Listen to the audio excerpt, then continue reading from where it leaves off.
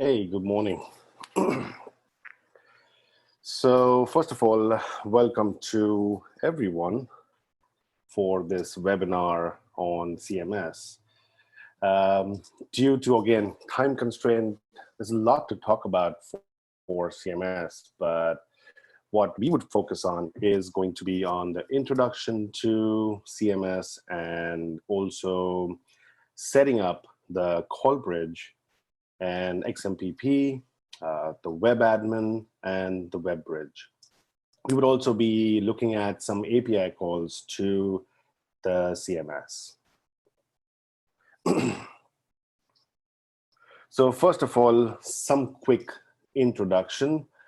For some of you who do not know me, my name is Rohit, and I'm a full-time instructor with INE.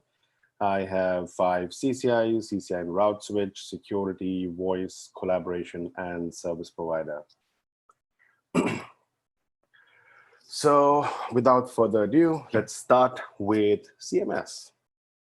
So the first thing what we would look at is what exactly is CMS.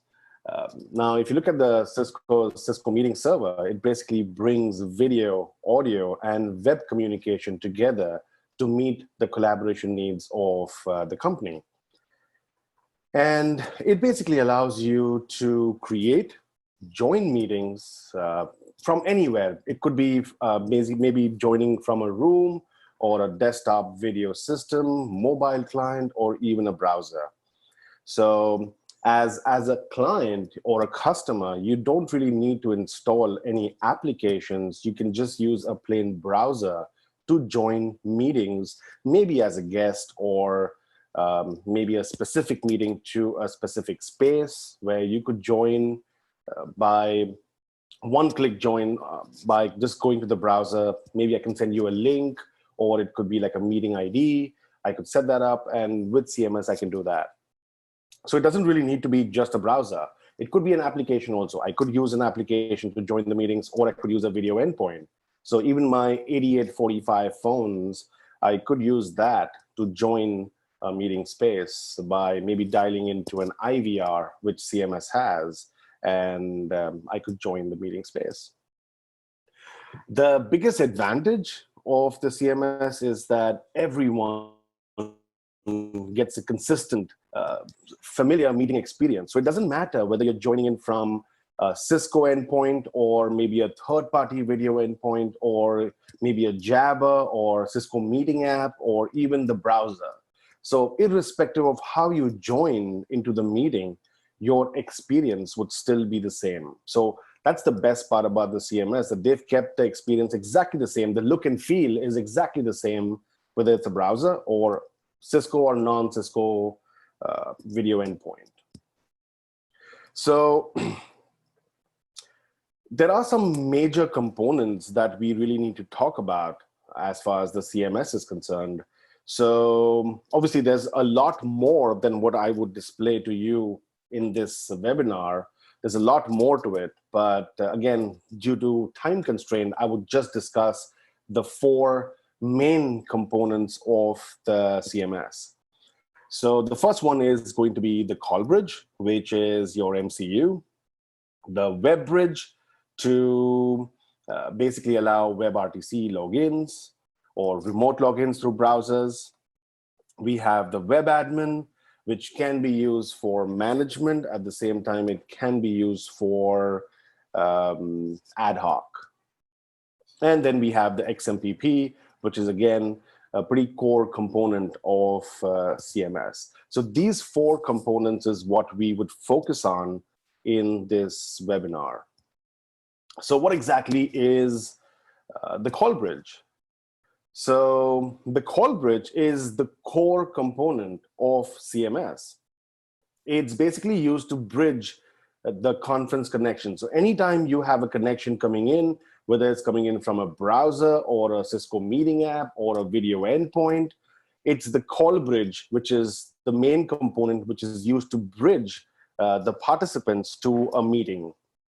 So maybe, let's say if I was coming in from an XMPP or maybe a Cisco meeting app, the Cisco meeting app or even the WebRTC would act as an XMPP client And the connection is through the call bridge, which is the major main component, which does the connection to the XMPP server. So it's the primary component of the solution. It must always be present in any deployment. So it doesn't matter whether you have a single deployment or a single split deployment, or maybe you have a resilience configured. It doesn't really matter. Your call bridge must always be present. It is also the media processing engine and the API integration point. So if I have to make API calls, this is where my API integration point is.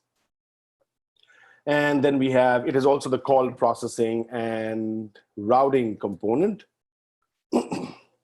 Excuse me. And it is fully brandable audio and video prompts. So I could actually go and customize my CMS with audio prompts, video prompts. So let's say if somebody calls in, it could say, welcome to INE, and maybe enter the meeting ID, or maybe press something to go to a meeting ID. I could customize it as per my requirement. I could even do video prompts where maybe a video is being played to you, maybe something about the company. So this is call bridge. The next component is going to be the WebBridge. The WebBridge service it basically allows WebRTC connections from the browser. So now if you look at the CMS, there are many ways to connect or join a meeting. One way could be I join from a video endpoint. Maybe I dial a call ID of a space, or maybe I go through an IVR and then enter the meeting ID or maybe the call ID of the space. Another way could be maybe I don't have a video endpoint. I could do it from Jabber. Or another way could be maybe I install an application, which is the Cisco Meeting app. But what if I don't really want to use any of that? I just want to use a browser.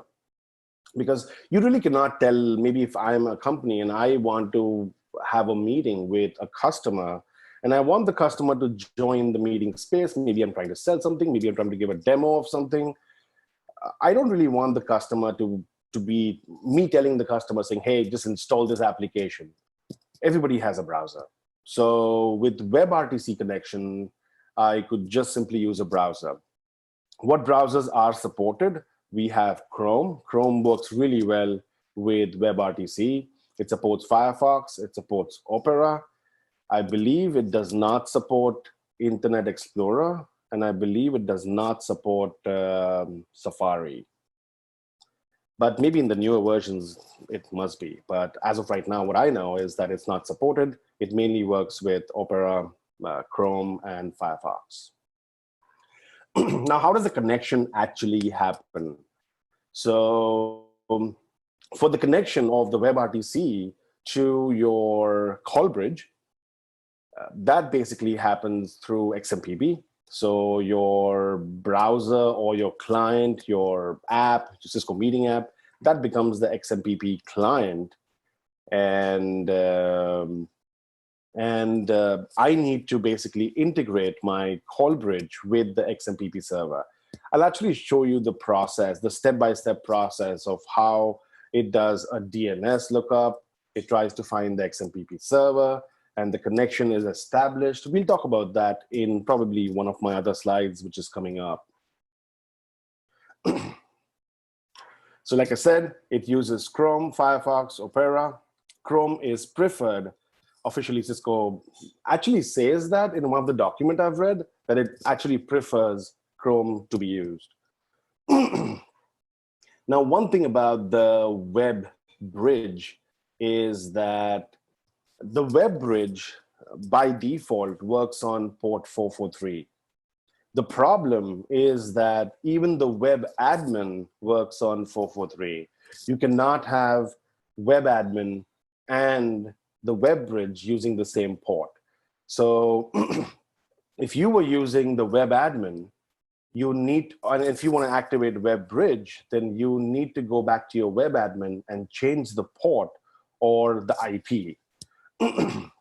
As long as you do that, as long as you keep a different IP or you keep a different port, you can use your WebBridge. But by default, they both use 443. So you need to change your WebAdmin to use a different IP or a different port. In our case, when we actually set this up, we will be using a different port for my WebAdmin because I only have one IP. So if somebody connects to my CMS, let's say hq-cms.ine.com, the DNS would resolve to an IP address of my CMS. And if it is 443, it would show me the Cisco Meeting application in the browser. But if I was going to maybe 445, if I change my WebAdmin and I go to 445, then he would take me to the GUI login of my CMS. So WebBridge typically mainly used for WebRTC. Again, it's not something that you have to configure. It's not necessary. If you don't need WebRTC, you don't need to configure it. The main component that you always need is you need the WebAdmin, you require CallBridge, and you require XMPP server. These are three things which you always need. WebBridge, it depends if you do want browser-based connection, which again, normally you would have that in production. So like I said, the WebAdmin is the service to enable web GUI for the meeting server. The WebAdmin is specifically configured to allow basically it's used to configure how CallBridge talks to other components. So it's through the WebAdmin I would decide how is my CallBridge going to talk with the XMPP or the other services or other components. I define all of those things using the WebAdmin. It is required for call routing configuration. So if you do want to do call routing, then you can do that through the WebAdmin. You can do API calls also to configure call routing. And required for viewing logs via the web and increasing log levels. So all of this can be done from the WebAdmin. The WebAdmin is mainly used for, besides the GUI, it is also used for ad hoc. So if I want to actively add someone in a conference, so for example, if I call you and you and me are talking on the phone, or you and me are in a meeting and I need to add a third person, I could do that with ad hoc. Again, CMS also supports rendezvous conferencing. So maybe I have, like how we had something called as Meet Me. So CMS also has something called as rendezvous conferencing. So people can dial in to a specific number and or a space, and they can join the conference, or I could do ad hoc. So if you're doing ad hoc, you require the WebAdmin service. One thing that you should note is that if you are doing ad hoc, which normally you would, you must have the certificate signed by a public CA or a private CA. It must be a signed cert. You cannot use a self-signed cert. That's if you're doing ad hoc. If you're not doing ad hoc, if I just want the WebAdmin to be used just for GUI, then yeah, I don't need signed cert. I only need a set. I could work with a self-signed cert. I could work with a self-signed cert. But if I'm doing ad hoc, I do need a signed cert. In fact, all of the components of CMS, whether it's the CallBridge or XMPP or WebBridge or the WebAdmin or recording or streaming or turn services, they all require certificates. Whether you use self-signed or you use signed, that depends. So everything can use self-signed except for WebAdmin. WebAdmin requires signed if you're doing ad hoc. Otherwise, everything can be self-signed. But again, in a lab environment, it doesn't matter. It doesn't matter. I can use self-signed everywhere. Just for WebAdmin, maybe I use a signed cert in a lab environment. But production, you'll definitely have maybe a private CA server or maybe a public CA server. You would definitely get it signed. So this is my WebAdmin. Again, it uses 443, which is default. You can change that to 445 or 7443. Maybe you can change that. Again, to change the WebAdmin port, you have to do that from the GUI, which basically means that I have to activate the WebAdmin first to run on 443, which is default, log in, and then change the port to maybe 7443 or 445. So you cannot just really activate both the WebAdmin and WebBridge at the same time because they're actually using the same port. So you activate WebAdmin, log in, change the port, and then activate your WebBridge. The last component that we would discuss would be the XMPP.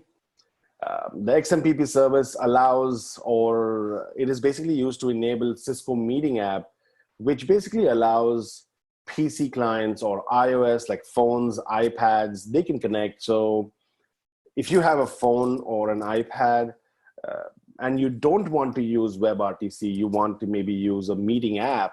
So I could download an application, which is the Cisco Meeting app. I could download that, install that, and then I can use the meeting app to join meetings. So XMPP is going to be mainly used for that, but it's not just about Cisco Meeting app. Even my WebBridge or the WebRTC connection, that the WebRTC or the browser acts as an XMPP client, and then we have the call bridge integrating with the XMPP server, which has to be configured on the CMS. So the XMPP service handles signaling to and from the Cisco Meeting app. It is the registration point for desktop and mobile clients, as well as the WebBridge. So like I said earlier, that it's not about just the meeting app, it's also about the WebBridge. So even the WebBridge uses that, it's the registration point. So my meeting app or the browser, the WebBridge, they all act as a client. It allows for calls, instant messaging, and presence. It is traversal capable. So I could basically go through the expressway. Maybe let's say if I have a customer somewhere on the internet and he wants to connect or maybe join a meeting, he could connect from the internet by traversing through the firewall through the expressway. Obviously, you would have to configure the expressway to support turn services has to be turned on the expressway. And you will also have to do that on the CMS. Again, that can only be done by doing API calls to your CMS. You cannot enable turn services from the GUI. In fact, very few things can be done from the GUI. It's not like a call manager where you can do so much, but everything what you do is you do by making an API call to the CMS. One important thing is it requires LDAP source to be configured on the call bridge with users imported. So it's like this. It's not like a call manager, which goes to authenticate to an LDAP server. The problem is that CMS needs to import all the users. Only then a user can log in to the Cisco Meeting app or even the WebRTC browser. Now, what about customer? Customer may not have an account, but then customer doesn't need to log in as a user. He needs to log in as a guest.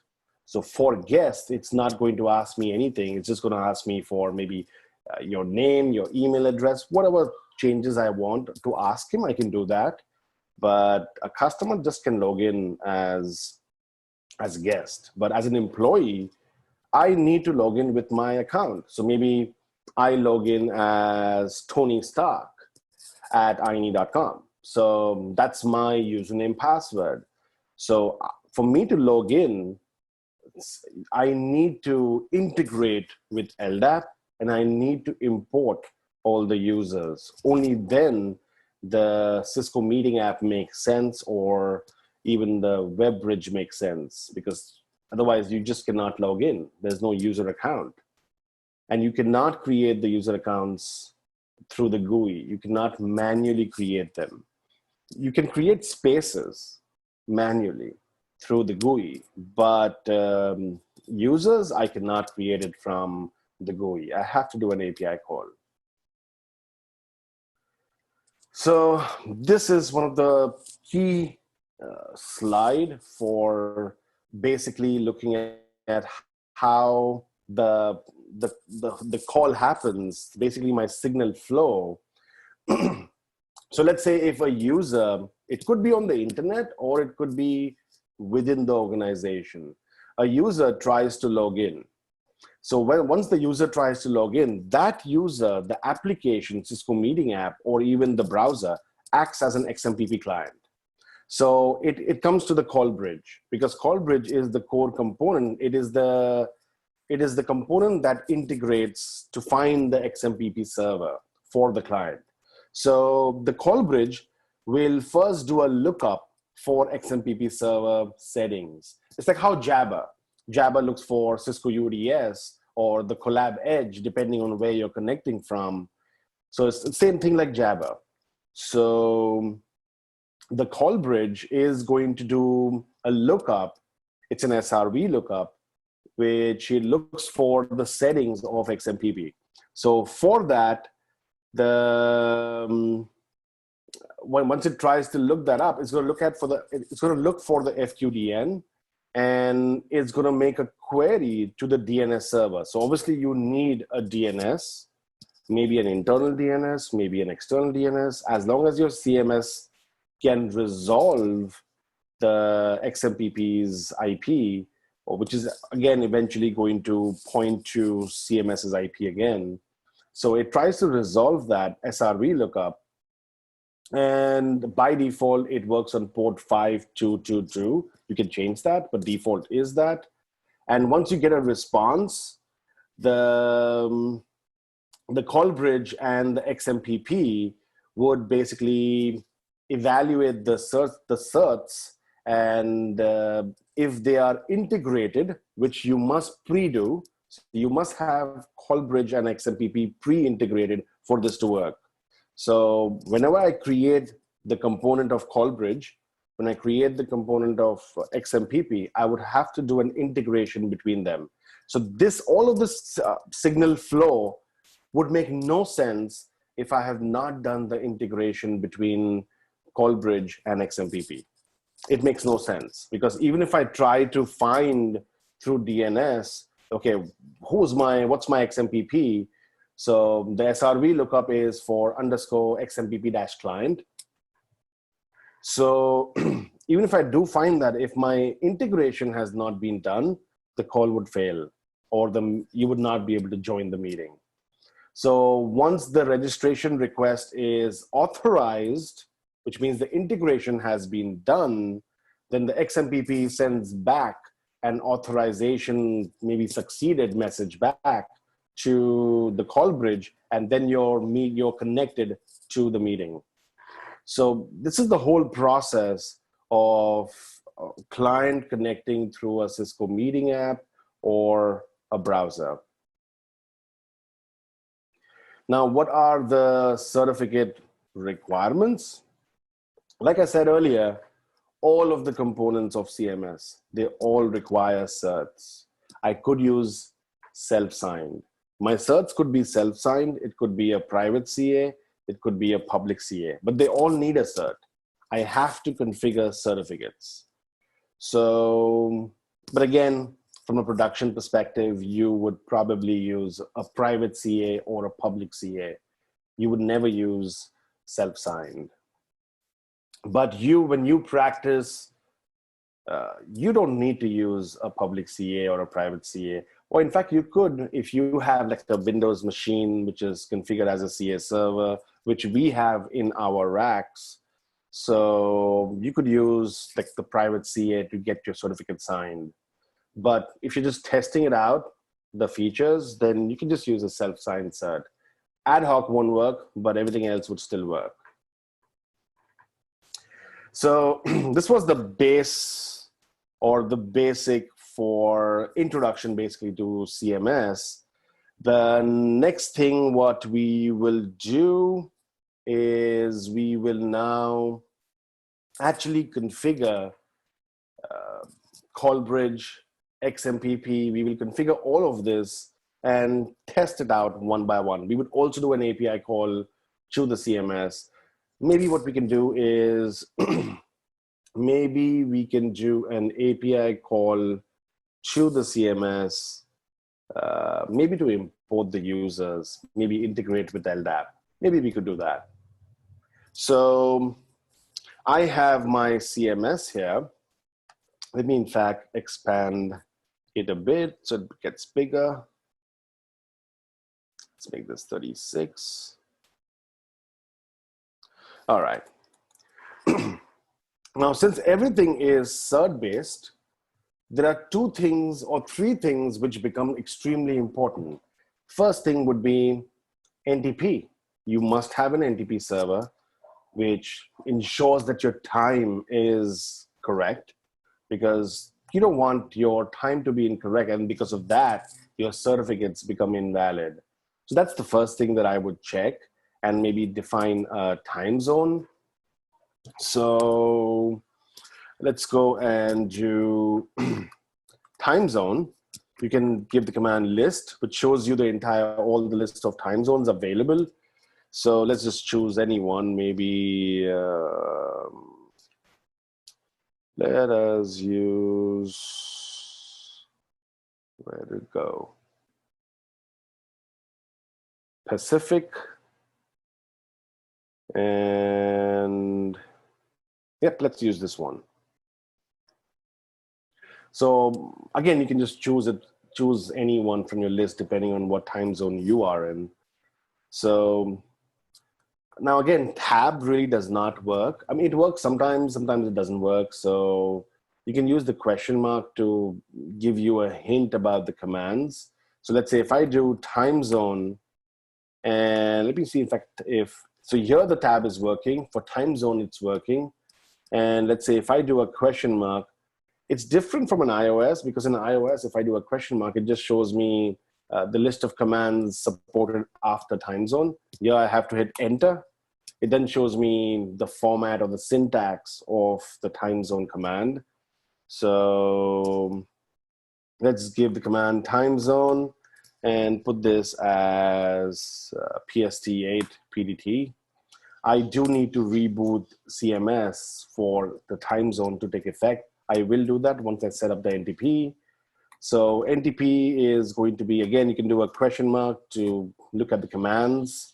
So I can do an NTP server add, I can do NTP server delete, or maybe an NTP server list if I have multiple NTP servers.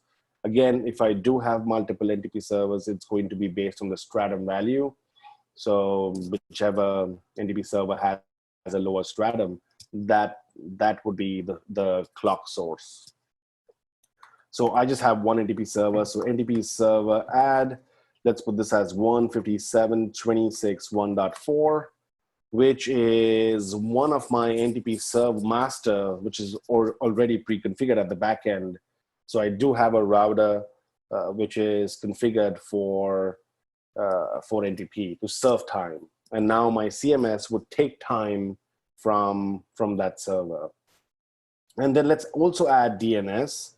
So again, I could say, I could just basically say DNS question mark, and it gives me all of the DNS settings or the commands. So let's set this up. DNS add forward. Now, if I see the tab is not working right now, if I'm trying tab, it doesn't work. So it kind of, for some commands it works, for some command it doesn't work. So you just need to do a DNS question mark and take it from there. So DNS add /zone INE.com. So that's my domain. And my DNS server is going to be 1100.64.9, which is my internal DNS server in my rack.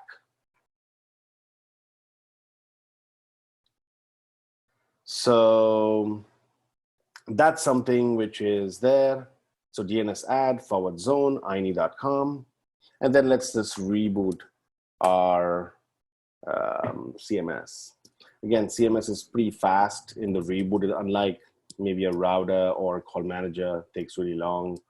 Just takes like a few seconds and the reboot would be done.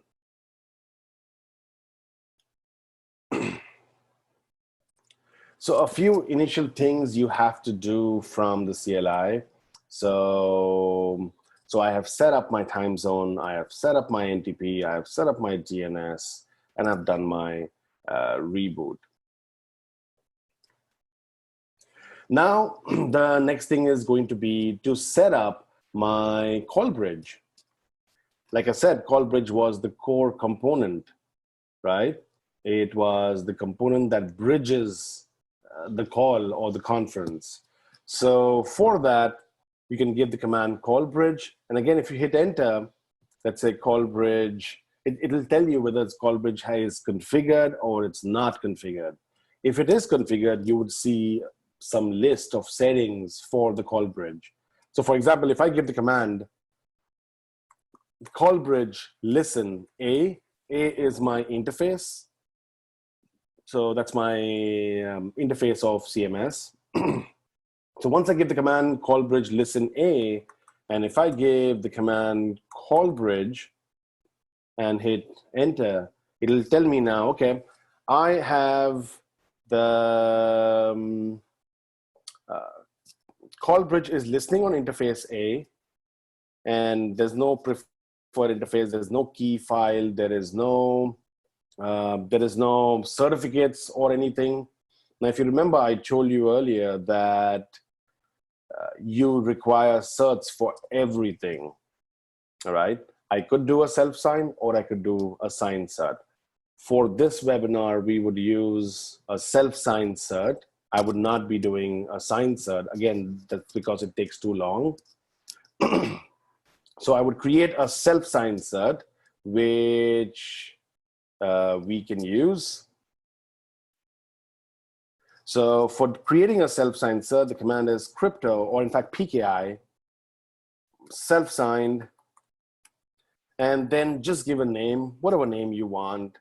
So let's just give the name as self-INE, maybe self-signed INE, whatever name you want. It creates two files for you. One is self-signed INE.key, which is this one, and self-signed INE.crt. So now I have a self-signed cert created. Once I've done that, I can now go back to my call bridge and ask my call bridge to use this certificate. To use the cert, I would give the command call bridge certs. Again, you can do a question mark just to show the list of commands. So if you see I have call bridge certs here, I have to put the key file, then the CRT file, and maybe then the cert bundle. So let's say if I had a signed cert, I would have to put three things. First is the key file, then is the CRT file, which is your signed cert, and then is the CS server's signed cert. So this is your signed cert, and this is CS server's signed cert. Let's say if you're getting a certificate from GoDaddy, and this would be GoDaddy's certificate, and this would be your signed cert from GoDaddy. Since I'm not using a signed cert, all I need to do is call bridge. So call bridge certs, and I would give self-signed INE.key and then self-signed INE.crt. Hit enter. So now if I go and give call bridge command, you would see that, okay, I'm using interface A, and the key file is self-signed INE.key, and the certificate file is self-signed INE.crt. Once I've done this, for the call bridge to use this certificate, I should always do a restart. So let's do that, restart, and hit enter. Once I restart the call bridge, it'll give me like a success message if my certificates are okay. So let's say if you were getting a signed cert and your certificates were not valid, once I hit call bridge restart, it would say fail or failure, because maybe it'll say that your key and certificate pair does not match. So if your certificates are not signed correctly, or maybe the names are different, then maybe you would see a failure. In our case, we used a self-signed one, so it's not a problem. So now my call bridge has been set up. The next thing I set up is my XMPP. So for setting up XMPP, the command is XMPP. If I see XMPP right now, it says enabled is false. So it's not enabled by default. See, for call bridge, I didn't have to enable it. I only had to give the command call bridge listen A and then define my certs and restart call bridge. But for XMPP, it is disabled by default. So I have to enable it. So the first command for XMPP would be XMPP again, listen on which interface? So A. Then XMPP always requires a domain. If you remember the slide, which was the signal flow, when the call bridge does a lookup, it does a lookup based on the domain. So once I find the SRV lookup, it tries, the XMPP server would have to have this domain, whatever the domain is in your SRV record. So I have to define the domain. So I'm going to use XMPP domain INE.com.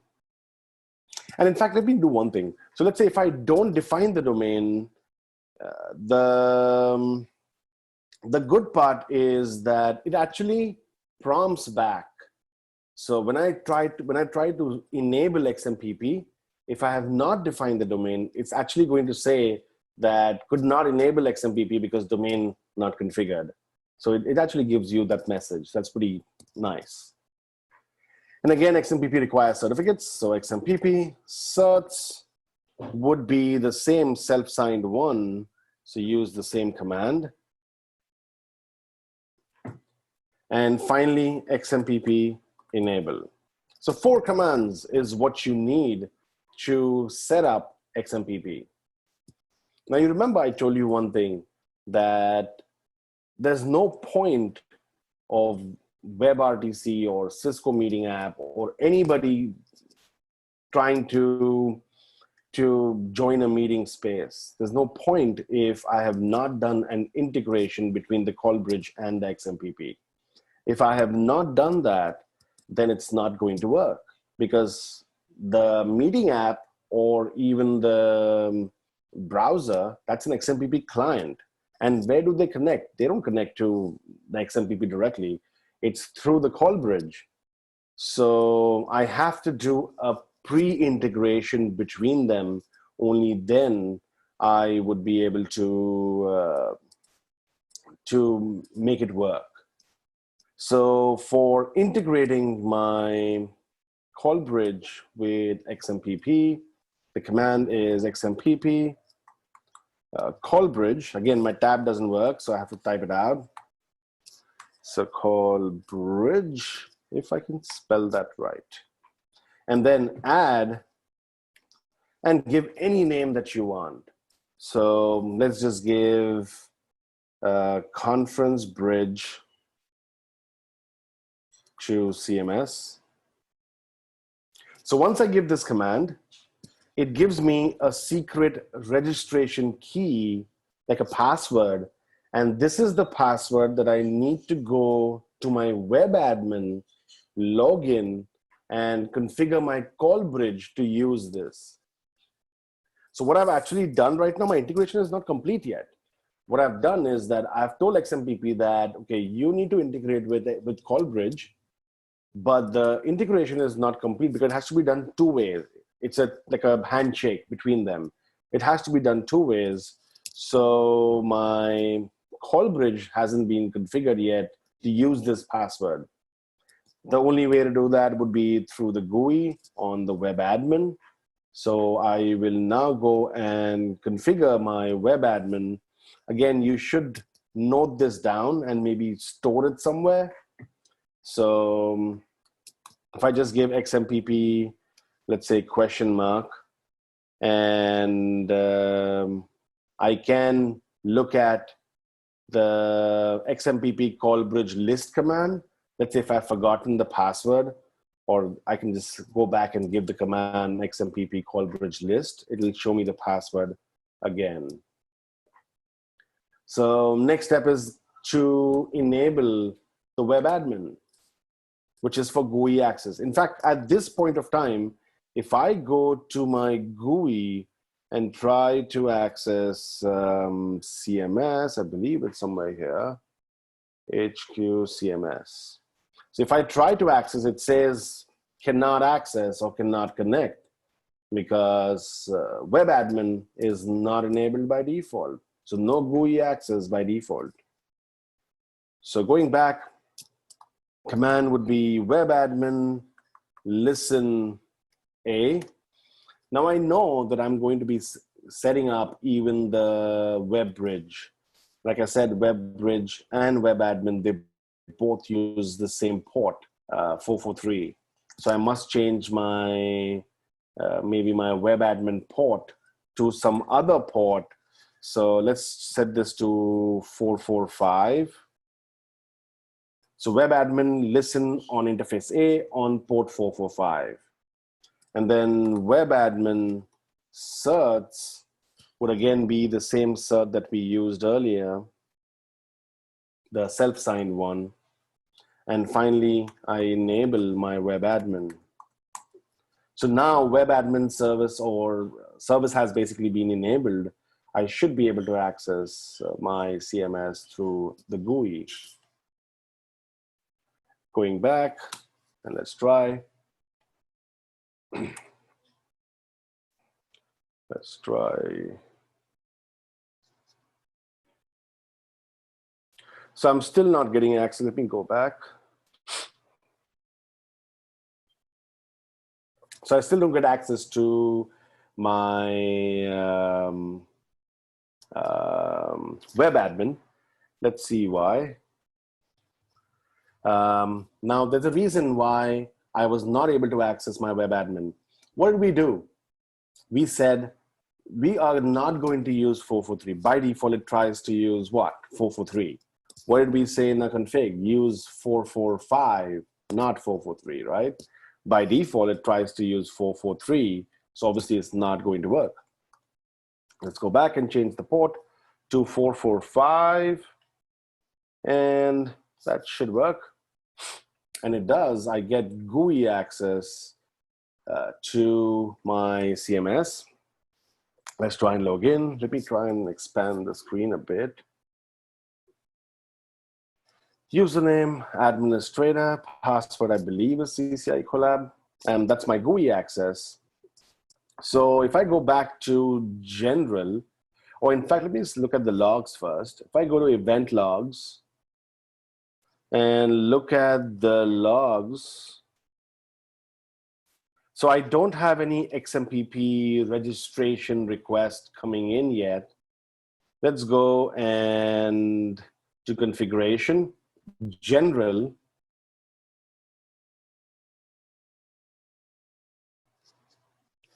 and set up my call bridge. So that, if you remember, the name that we gave was CFP CMS. Domain would be INE.com. Server address would be hq-cms.ine.com, which is my CMS's FQDN. And the shared secret, the password, would be this one. Let me do one thing. Let me just put a wrong password. I'll just eliminate the last one. And let's just put a wrong password and save it. So obviously my call bridge XMPP integration would not be done if I look back at my logs, it should say failed. So it's trying to do a handshake. Handshake failed for reason 7, authentication failure. That basically tells me that obviously my shared secret password may be incorrect. Let's go back and change that to XMPP call bridge list and take this and save.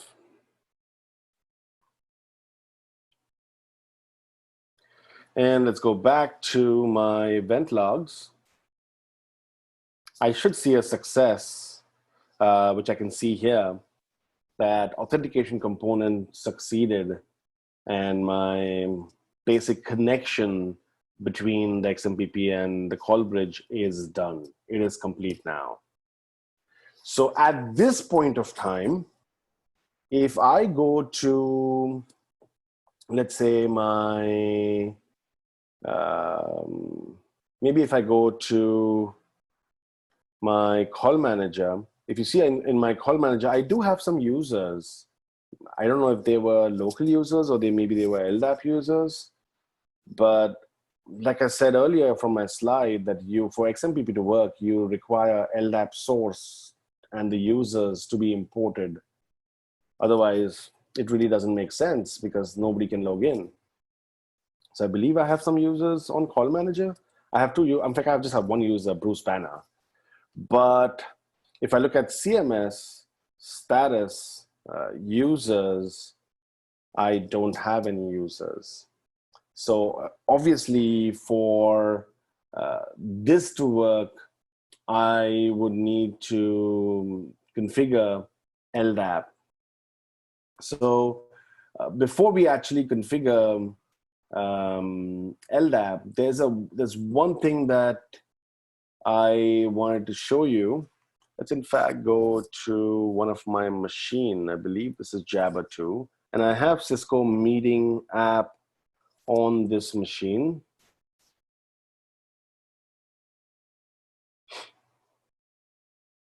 And if I try to log in, let's say with bruce.banner@ine.com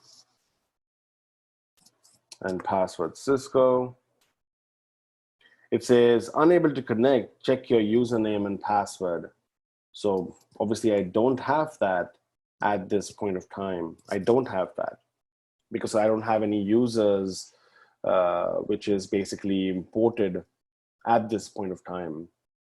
So let's in fact do a quick API call to my CMS. I could do the LDAP integration from the CMS GUI. I could just go back here and go to Active Directory and fill this up. I could fill this up and that would automatically synchronize and import all the users and maybe create spaces for those users also. I could do it here. But since in this webinar, we were going to do an API call, so we might as well do that. So the first thing that you need is the API reference guide. That's the first thing you need because it's really impossible for you to remember everything for making API calls to CMS. That's a reference guide, which is available to you in the lab also. Just go to cisco.com/go/meeting server and scroll down to technical support. And then you should see programming guides. And here you would see API reference guide. You can just take any API reference guide. Obviously, the newer one would have more things in it. So I'm just going to choose the first one, 2.9 API reference guide. And what do we want to do? We want to import users, create spaces, basically integrate with LDAP. So just look at your API guide for LDAP. I believe it is somewhere here.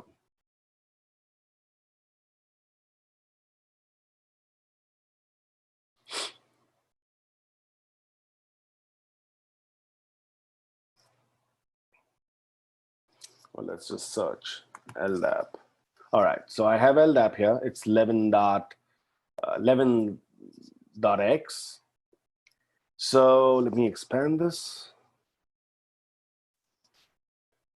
So it actually gives you, this is a pretty amazing document because it actually gives you pretty much a step-by-step approach of actually what you need to do to make an API call. That's the best part about this document. So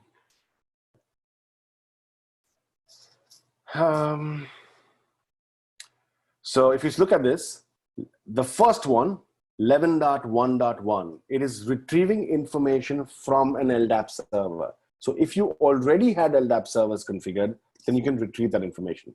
I don't have any LDAP configured yet, so I would skip this. I'm not retrieving anything at this point of time. I'll go to the next point, which is 1.2, 11.1.2, adding an LDAP server.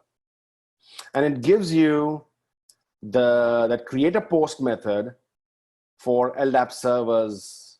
So again, to do API calls, we would have to use Postman, and Postman has to be installed on any PC which has access to CMS. So again, the connection point for API would basically be through the call bridge. So what I'm going to do is on my PC, which is this one, I have Postman pre-installed. Let's open that up.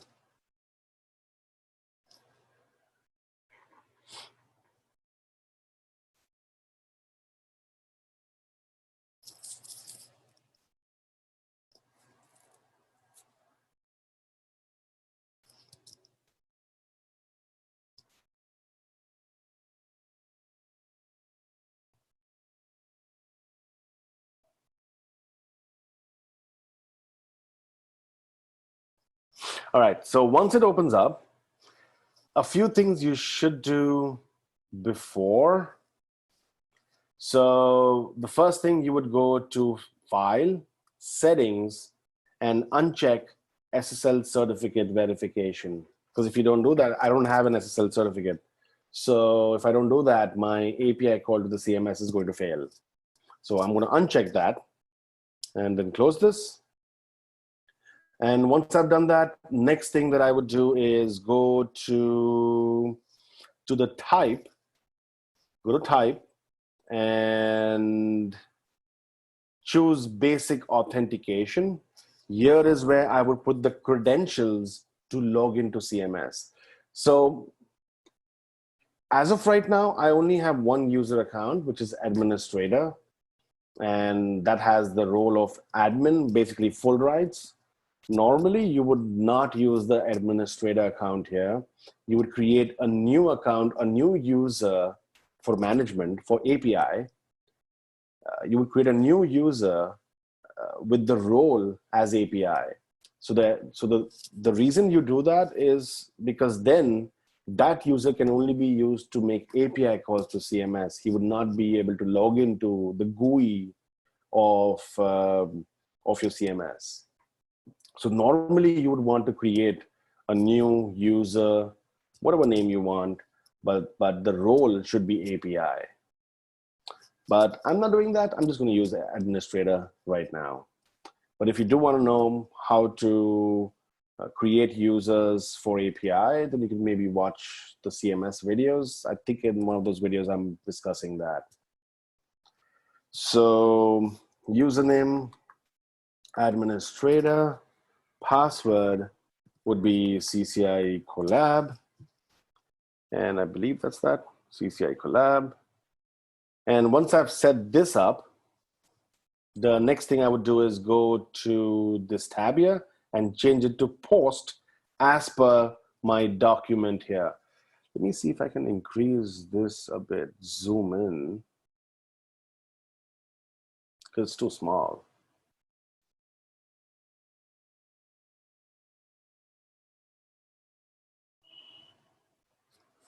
Looks better. Okay.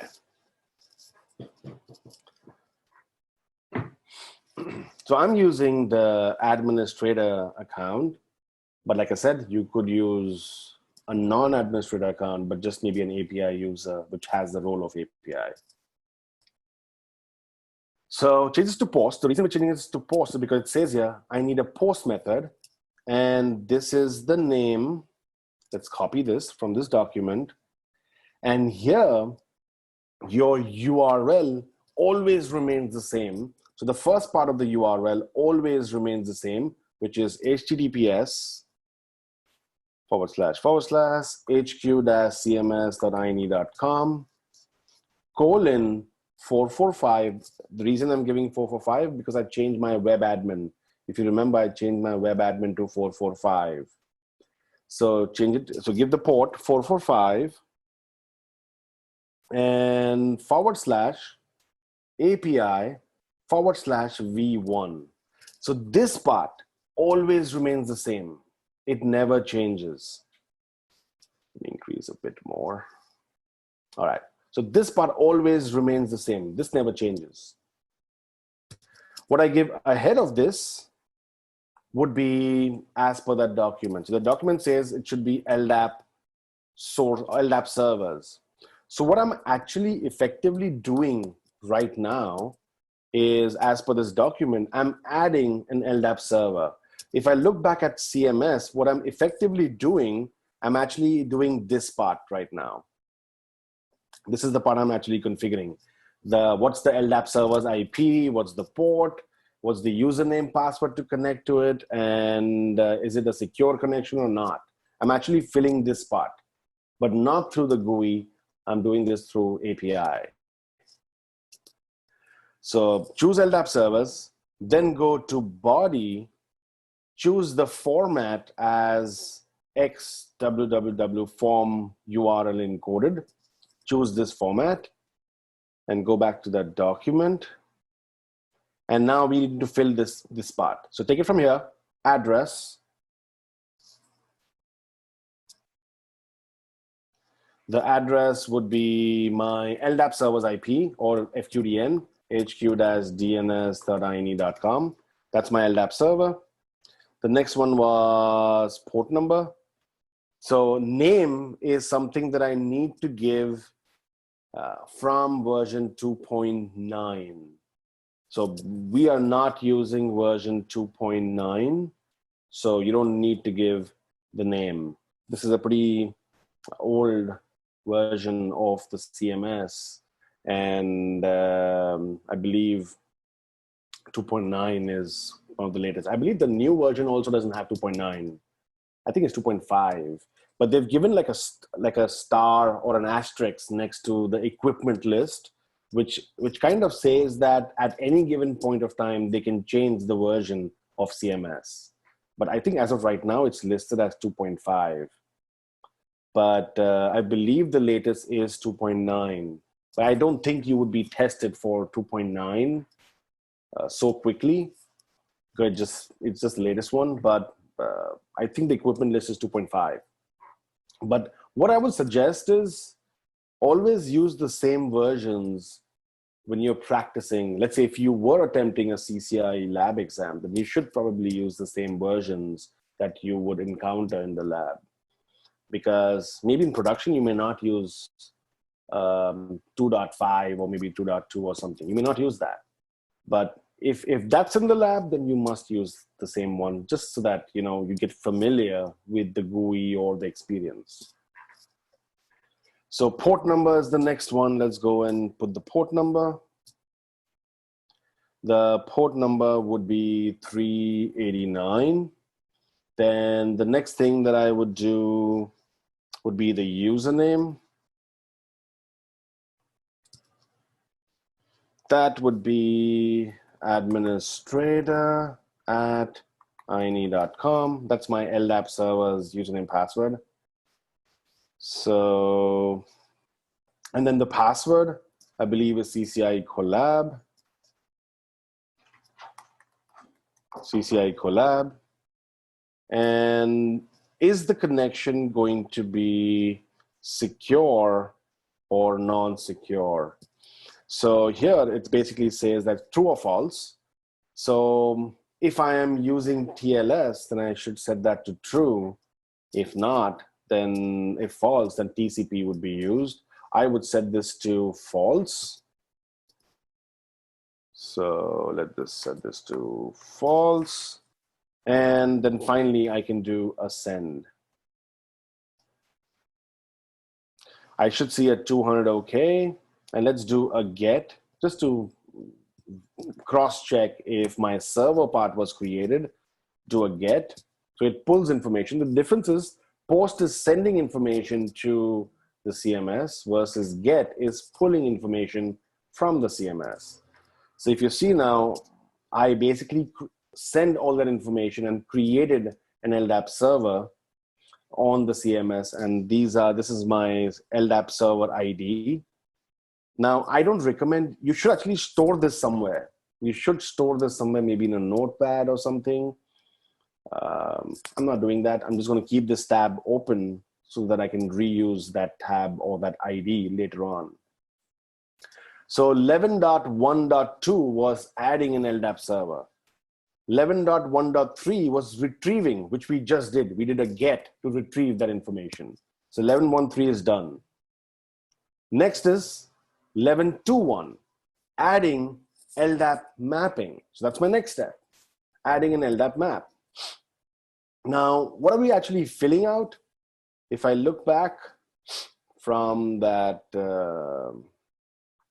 page earlier, we basically filled the first part. Earlier we filled this part with the LDAP server. Now we are filling this part. Or in fact, you know what? The LDAP mapping is going to be a lot more. So if I go back, if you all the information, I'm actually filling this part, not this one right now. I'm actually filling this part, LDAP mappings, which is my display name. How do I want the spaces, the core spaces to be created for all the LDAP users? So what information do I want to pull from the LDAP server? And based on that information, I would create the space. So next step is going back here. This name changes to LDAP mappings. So go back to your machine. Keep this tab. Just right click and click on duplicate. So it creates a new tab for you. So this is my LDAP server, and this is going to be for LDAP mapping. So let's change this to LDAP mapping. Should give a /. So LDAP mappings, change this to post again and go back to body, and we will fill this out now. The first thing was JID mapping. Now what we are actually doing is we are actually telling CMS that when you connect to the LDAP server, pull all these things from the LDAP server. So all of these names, the parameters that you see here, they are actually parameters of LDAP server. So if I actually go back to my LDAP machine or LDAP server, I believe this is my LDAP server. If I go to Active Directory and go to HQ and click on any user, let's say Bruce Banner, go to Properties and go to Attributes, you would see all of these attributes here, whichever I'm pulling from there. So for example, I would see I have employee ID, I have phone number, there should be JID mapping here. So this is all the attributes that I'm actually pulling. So I'm telling CMS that, okay, go to LDAP server, connect to it, and pull all the LDAP users based on the the distinguished name that I would define later on. So based on that, based on my search base, I would download the users, and I would download based on the attributes that I'm pulling from LDAP server. So what do I need here? So first is JID mapping. Let's change this to JID mapping. And this should be, again, this information is actually here. Just go and take it from here and change it to INE.com, because my users, they have, like for example, Bruce Banner is bruce.banner@INE.com. So INE.com.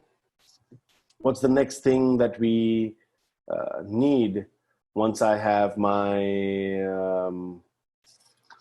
name mapping? So name mapping, this would be $ common name $.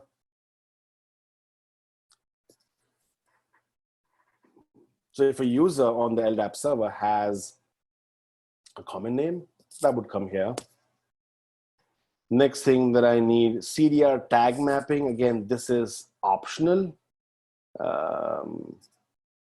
This can be used when you have inbound calls or outbound calls coming in. I'm not using that right now, so I'm going to skip that. Go to authentication ID mapping. Let's take that.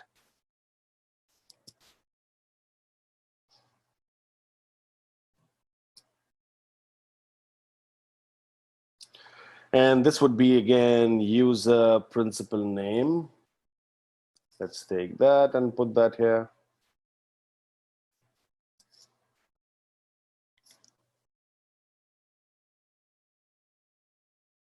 And the next thing that I would do would be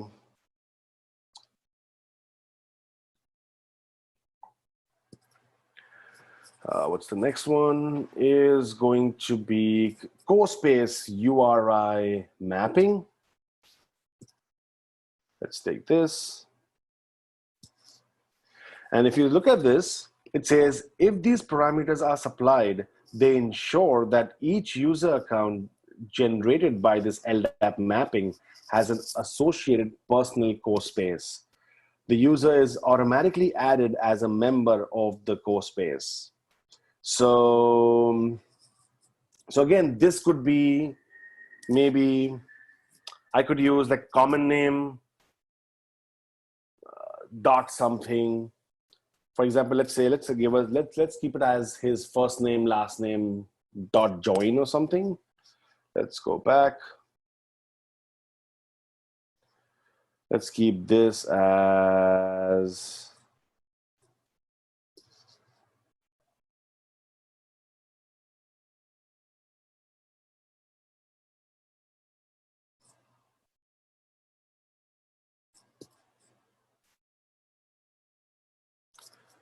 so $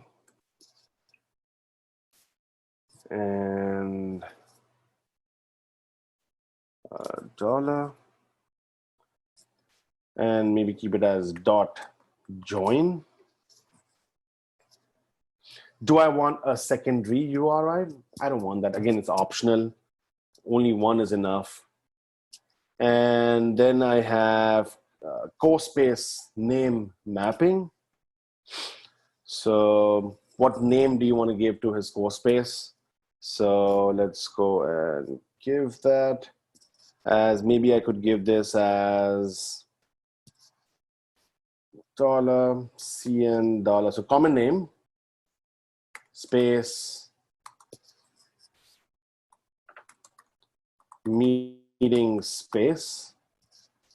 And if I want to create a call ID, I could even create a call ID mapping, which means that the reason I'm doing a call ID also is that users or endpoints, like for example, Java or even a video endpoint, he can dial, like for example, 8888, he could just dial that, hits the route pattern, goes through a SIP trunk to CMS, and it'll ask him, enter the call ID to join a meeting. So let's say if I wanted to join Bruce Banner's meeting space, I could just dial his call ID.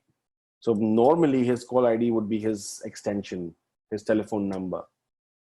So I would go and say call ID would be again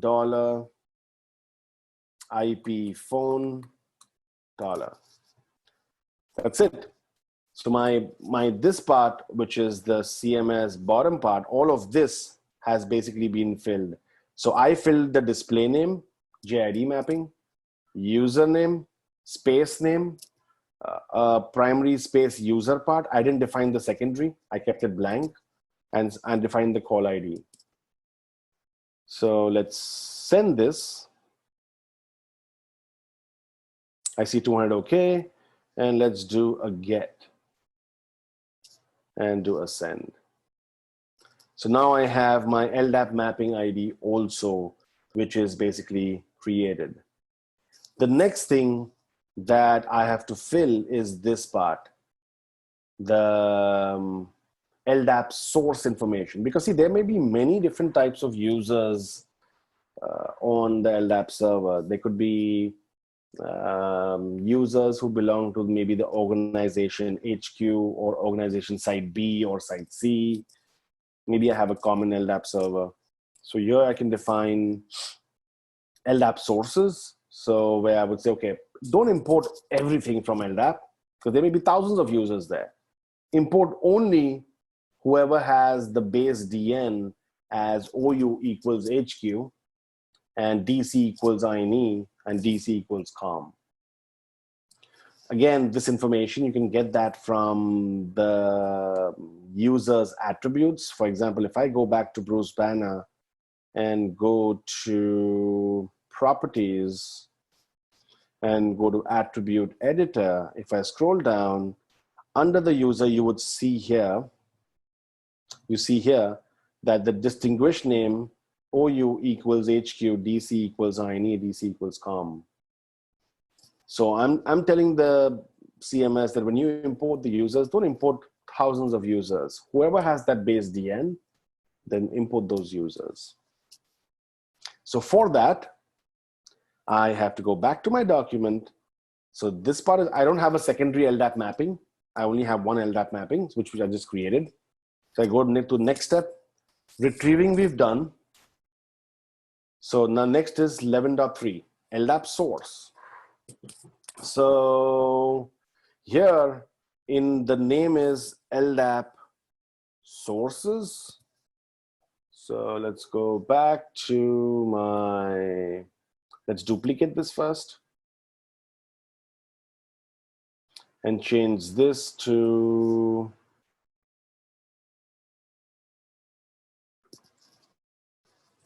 LDAP sources, change this to post, go back to body, and let's see what do we need.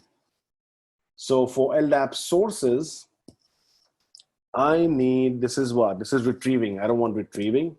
I want to add LDAP source. So first one is server.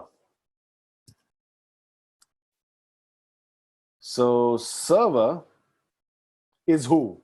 Go back to the server tab and take this. If you remember, the first tab was I made an LDAP server. Second tab was LDAP mapping. So take the server's called server's ID and let's copy this and go back to your tab and put the server's ID here. I believe it's the right one. So it starts with B, ends with E. Starts with B, ends with E. The next tab is mapping.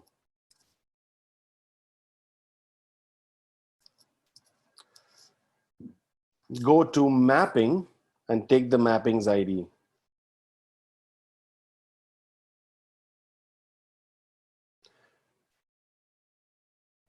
It's a lot of work, F and 4, but once you get used to it, it's fun. F and 4. What's next? Filter. So filter is going to be, let's put mail equals star. So anybody who has a mail set in their attributes on the LDAP server, those users would be imported. And next is tenant. I'm not doing that. User profile. I'm not doing that. What else is there? I think that should be enough. And then maybe base DN. We didn't do that. So base DN, because I don't want to import all the users. So base DN would be OU equals HQ, DC equals INE, and DC equals COM.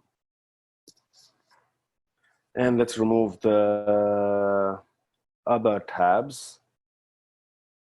So this should be enough for LDAP sources. Let's do a send.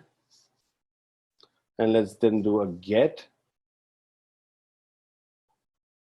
So LDAP sources also created. That's my ID for LDAP sources. What's next? Next 11.4 is LDAP sync. So now what I'm actually doing is I filled up everything from that GUI tab. I filled up everything, but what I'm effectively doing is after filling this, I'm going to click on sync now. So that's the LDAP sync. So when I click on sync, that actually goes through the LDAP server, retrieves all the information based on the parameters that I provided. So the minute I do sync, I would be able to see, if I go to status and users, I would be able to see users here once I do my sync. So let's go back and duplicate this. And let's change this to post and change this to LDAP sync.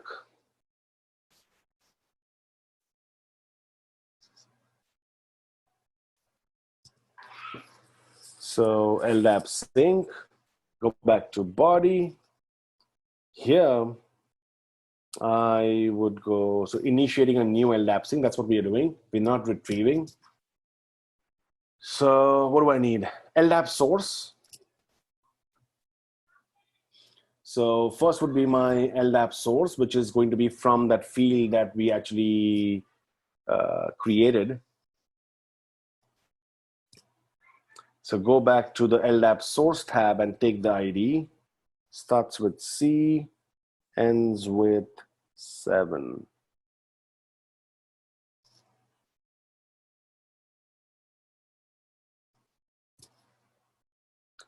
And the next tab is remove when finished, true or false.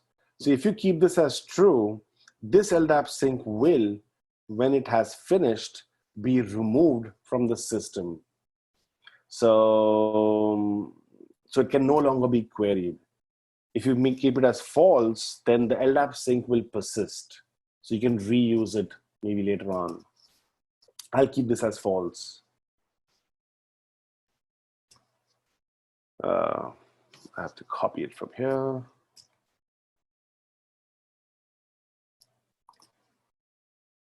And let's set this to false. That's it. That's all I need. Let's do send. I believe it was post. It is a post method.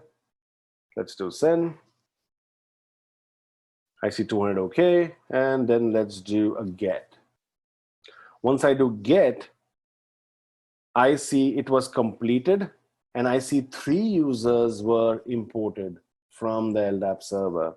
Let's go back and check. If I go to status, users, I should see 3 users. I have Bruce Banner, I have Flash, and I have Tony Stark. So 3 users were imported. And if you look at their XMPP ID, it is bruce.banner@ine.com. This is basically their login So when they log into XMPP, or when they log into Cisco Meeting app, or they log into the browser, the domain part comes from here. And if I go back to configuration spaces, the spaces would have been automatically created. You remember we gave the name as Bruce Banner's meeting space. We gave a $CN, apostrophe S meeting space. That's the name here. We gave the URI user part as bruce.banner, so they can join Bruce's meeting space through this, or they could even call Bruce Banner using the call ID 2002, which is his extension or DN or telephone number.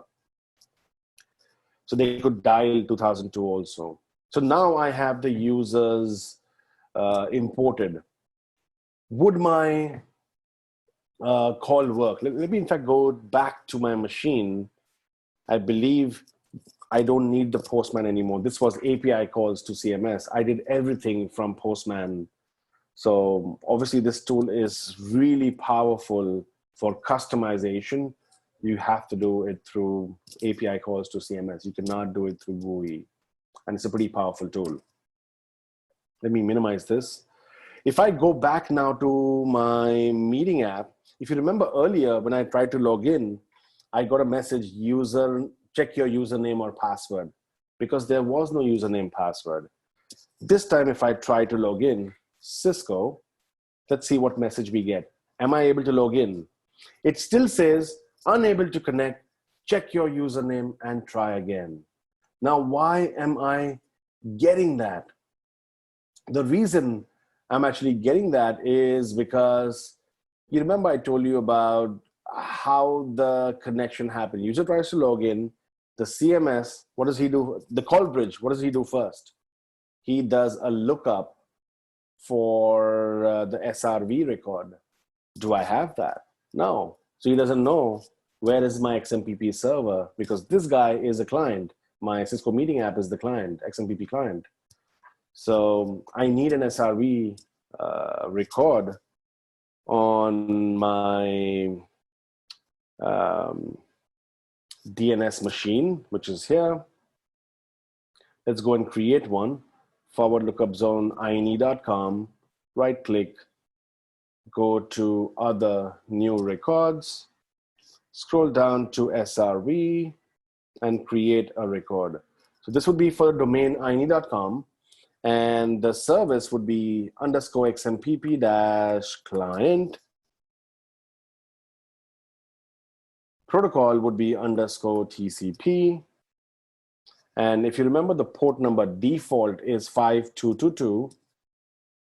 And who's offering this service? CMS. So hq-cms.ine.com. So now I have an SRV record also created. Let's go back and try logging in this time. This time I was able to log in. I don't get that incorrect username or password. Let's go to advanced settings. Trust this self-signed cert and continue. So now Bruce Banner is basically logged into to his Cisco Meeting app, and he can actually go and join a meeting, or somebody else can join a meeting. So let's say if a user, an endpoint on Call Manager wants to join a meeting space, maybe he wants to join that. How would I do that? So for doing that, I think my Call Manager is pre-configured. Let me just quickly check. What do I need on Call Manager? I just need one SIP trunk to CMS, and I need one route pattern going to CMS. So I think I have a SIP trunk pre-created. Let's do a find.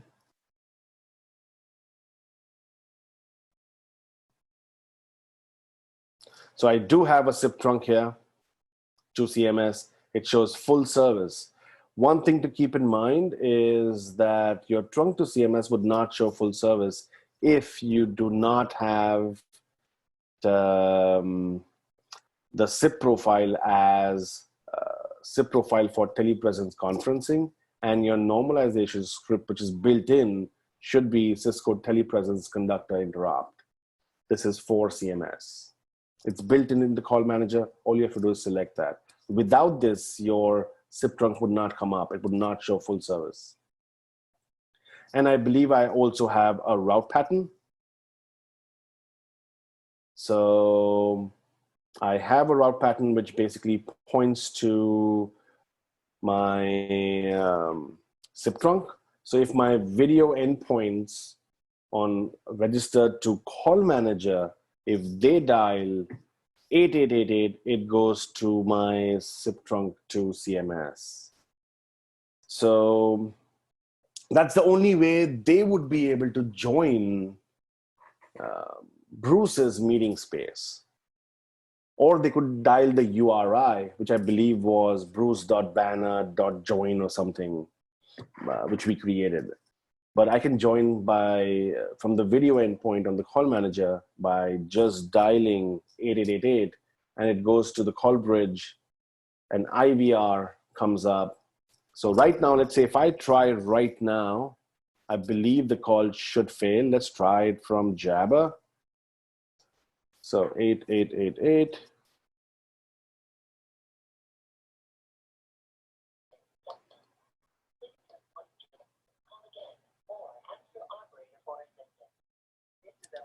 So it says the call failed, obviously, because I don't really have anything on the CMS which says, what do I do with 8888?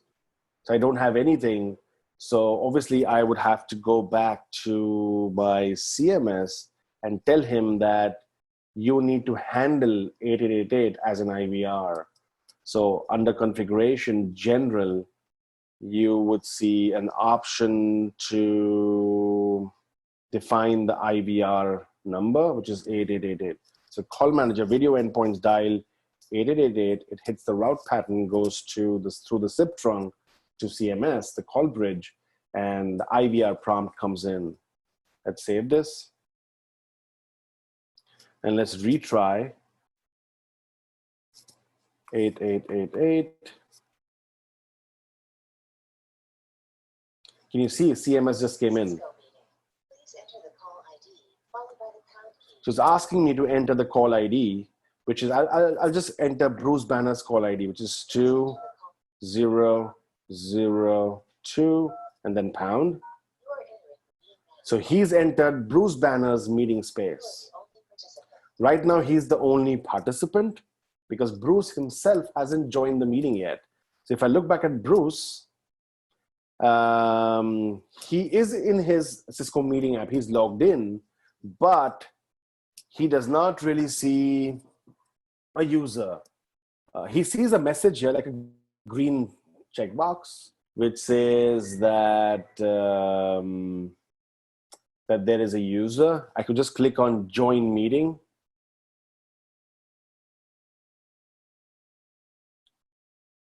So I see a message, like a sign, which says somebody has joined my meeting space, and I could just click on join.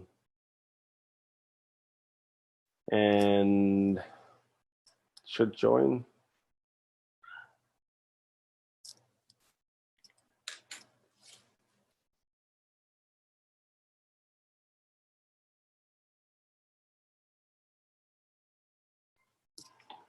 Right, so I see both the videos.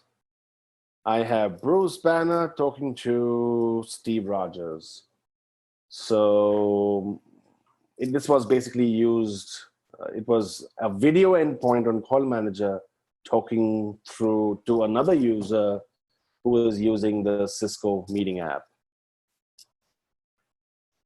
And I could do the same thing through maybe a browser. Let me disconnect this.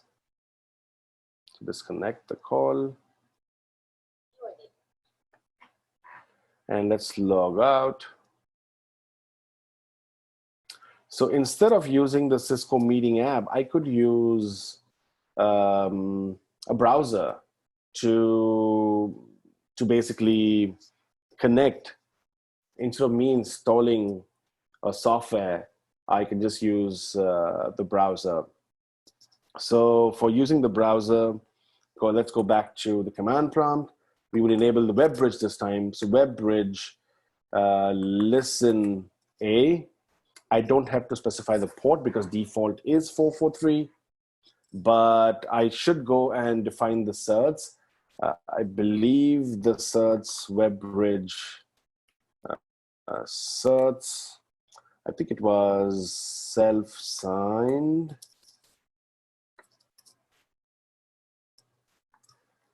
Self-signed INE.key and self-signed INE.crt. And then one thing about the WebBridge is that once you define the certs, you have to trust those certs. So I have to give the command WebBridge trust INE.crt. Or in fact, it's not INE.crt. It is self-signed INE.crt. So trust this. And next thing you can do is WebBridge enable. So WebBridge is configured, which means now my users or customers can even join through a browser. So all I have to do is, let's go back here. Instead of using Cisco Meeting app, I'll use like Chrome and go to HTTPS to hq-cms.ine.com. So if I go to 445, it goes to WebAdmin, the GUI. And if I just do 443, it goes to Meeting app, but through the browser now. Let's accept. So now I see Cisco Meeting app. If you remember, I told you, it gives you the same user experience irrespective of how you connect. Sign in, bruce.banner@ine.com. Password was Cisco. Let's log in. So he's logged in now through a browser. And again, users can join a meeting space. So let's dial 8888.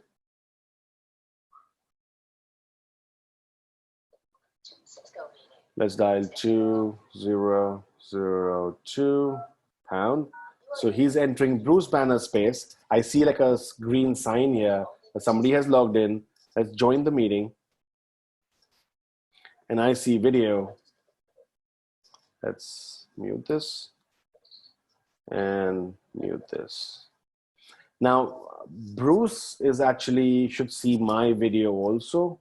He's not seeing that because my Chrome, I need to go to settings and select a camera. So your machine should have a camera. Only then the browser would detect that camera, or you have to select that camera from your browser. Otherwise, he would not see a video. So let me disconnect this. I believe the setting is here. You can choose your camera. So I don't have a camera on this machine, which the browser can use. So that's why you won't see video on the endpoint. But that's how you connect. It's pretty much the same thing, same user experience, irrespective of how you connect. All right, so I hope you guys enjoyed this webinar. I will look at some questions that you may have put up and answer those.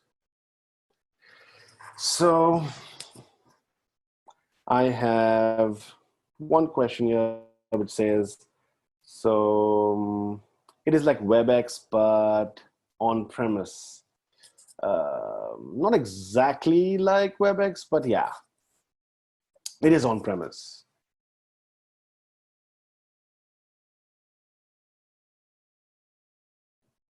I see another question. I believe Cisco has announced that Cisco Meeting app is no more there in the new version. It is there in the new version. In the new version 3 blueprint, it is listed in the equipment list.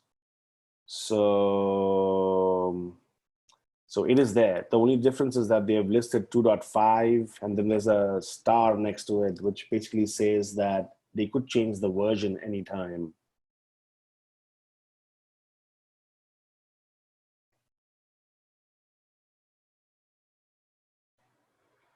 I see another question that, is there an application for desktops running on Linux distribution?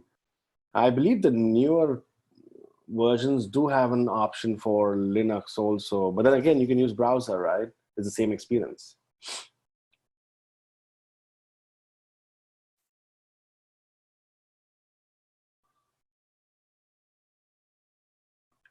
I see another question, which is, do you know if Chromium-based Edge browsers work with CMS? Yes, 2.9 works with that, not this version.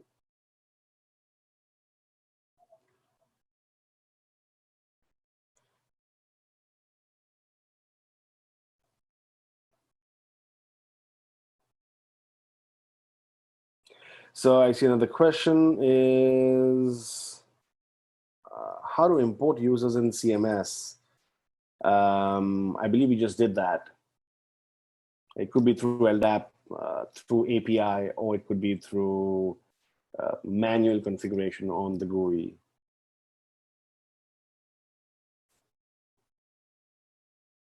I see another question, is the signaling done on every login? Yes. So every time you log in, the same process happens. It connects to CallBridge, then the SRV lookup, connection succeeds, and then the XMPP sends back an authorized, and then you're able to log in.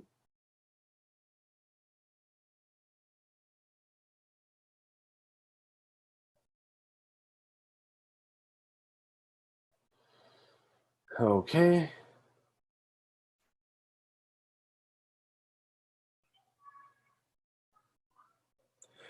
I see another question. Signal flow was not clear when the client starts to register from public internet. Is it looking up for SRV record, which points to XMPP, and then connects to CallBridge? So once the user tries to log in, when I try to log in, I never give CMSs, like how in Jabber, I normally give, it tries to find call manager or presence or something, right? I could go manually and give the presence IP or call manager's IP. I could give that, or I could search through SRV through a UDS record. But here, the PC is sending a lookup. Basically, the lookup is going within that domain. It's an SRV lookup coming in. The call bridge takes that and takes the domain part and looks for XMPP to respond back with that domain. So the process starts from the PC.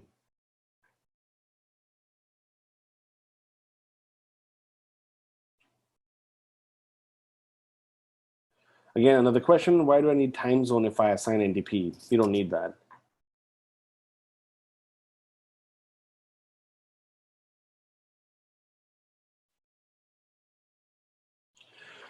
I see one more question, which is, what is the spaces that is created for users? Is this going to consume license? So it depends whether you want a shared versus a personal license. So I didn't actually give personal licenses to my users. You'll have to do that again through API. Whether you want a shared license to be given to everyone. So let's say if everyone joins the meeting space, it's a common shared license versus I dedicating one license for a specific user, whether he uses or not, that license is basically reserved for him, personal use license. So personal meeting room.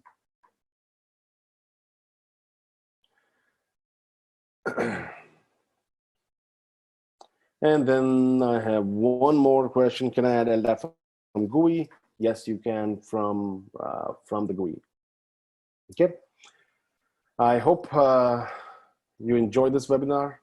and I will see you in my next webinar.